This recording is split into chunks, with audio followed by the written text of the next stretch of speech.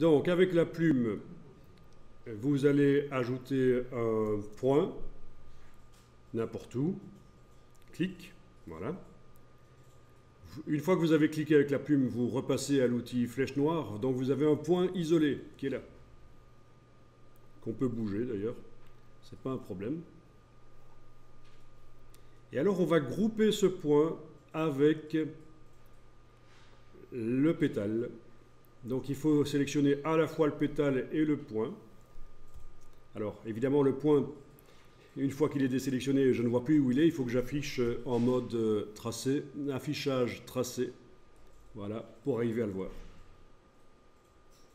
Donc clic majuscule clic pour arriver à sélectionner à la fois le pétale et le point. Bien, et on va grouper les deux.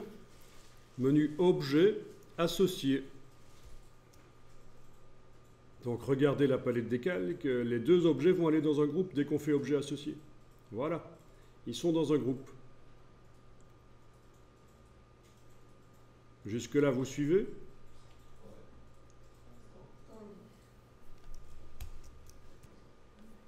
Bon, alors, l'effet de transformation qui est sur l'ellipse, on va le mettre sur le groupe. Donc, vous allez en fait déplacer dans la palette des calques, vous déplacez la pastille grise qui est sur l'ellipse. Là, vous vous souvenez, la pastille, quand elle est grise, ça veut dire qu'il y a un effet spécial dessus. On peut déplacer les effets spéciaux d'un objet à l'autre. On prend donc la pastille grise qui est sur l'ellipse et on la met sur le groupe. Et voilà. Parce que moi, j'ai pas d'ellipse. Bien. Alors.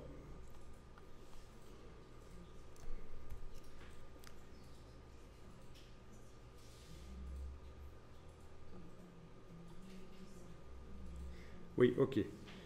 Et alors, il faut être en affichage aperçu, menu affichage aperçu, et là vous voyez ce qui se passe.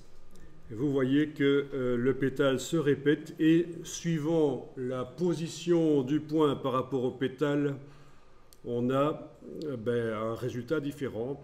Alors vous allez tester ceci. Vous allez prendre la flèche blanche, cliquer à côté de tout pour désactiver les deux objets. Et puis il va falloir aller bouger le point d'ancrage ici.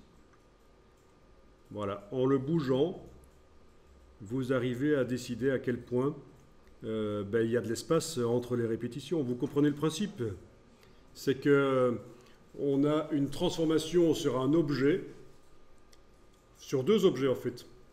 Mais un des deux objets est invisible, c'est juste un point qui nous sert à gérer l'éloignement. Parce que vous vous souvenez de la transformation qui est maintenant sur le groupe. Quand je sélectionne le groupe ici. Voilà, transformation. La transformation qui est sur le groupe, la base de la transformation, c'est le bas de l'objet. Et où est-ce qu'il est le bas de l'objet groupe ici? C'est le point qu'on est en train de déplacer là. Ça, c'est le bas de l'objet groupe.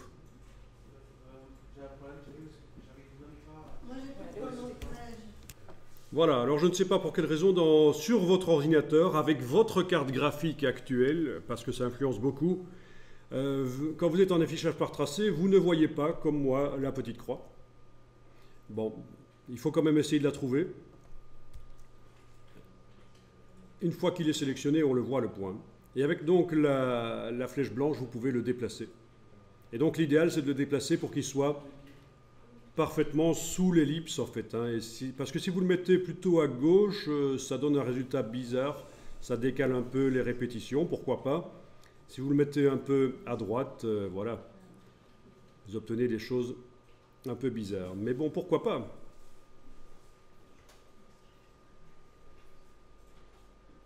Voilà, c'était l'occasion de voir la transformation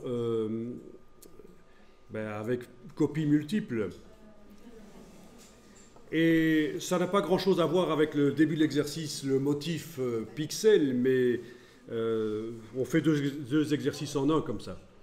Vous avez vu comment faire une transformation multiple, rotation, donc avec éloignement, création d'un espace au centre là. On va maintenant faire en sorte qu'à travers ces objets-là, le motif pixel soit visible.